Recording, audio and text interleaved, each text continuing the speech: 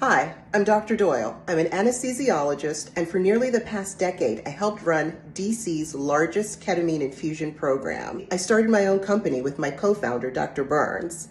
Our company is called Cultured Therapeutics, and we're bringing safety, expertise, and culture to ketamine care. I've gotten a lot of questions about ketamine. People are reading a lot of things that are coming out in the news, so I thought we could get into it a little bit more. Ketamine is an old anesthesia medicine, but it also has some evidence as a medicine that helps with treatment-resistant depression, anxiety, chronic pain, and PTSD. Let's take a look at this first article from Elle magazine. It's called, "Could Ketamine Revolutionize the Way We Treat Depression?"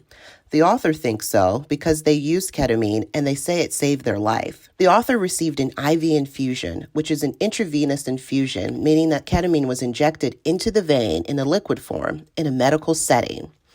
The medical setting is useful because some people can have a change in blood pressure, nausea, and some people can feel anxious during the infusion, so having an expert nearby is really important.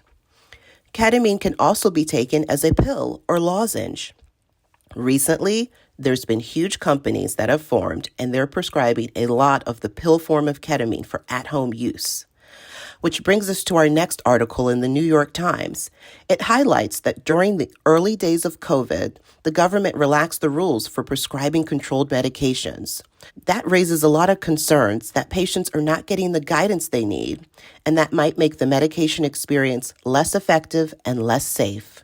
This Medscape article says that the number of ketamine clinics has risen so dramatically and with such little oversight that now there are calls for a national ketamine registry for everybody who's prescribing it and maybe everybody who's taking it, which would add another layer of bureaucracy and oversight to the ketamine industry. So you can see that opinions about ketamine are being formed, and who is involved in those conversations is really important, especially now that there are a lot of Wall Street dollars and patient safety questions involved in ketamine care access, which is mentioned in this last article. This shows the advertisements that ketamine companies are using, and you see a lot of women in the ads. I also see a lot of Black people in the ads. This is done to highlight the company's diversity, but that's not necessarily who owns these companies, and it may not be their typical clients, so possibly a bit disingenuous. Thanks for listening. This was your Ketamine News Wrap-Up.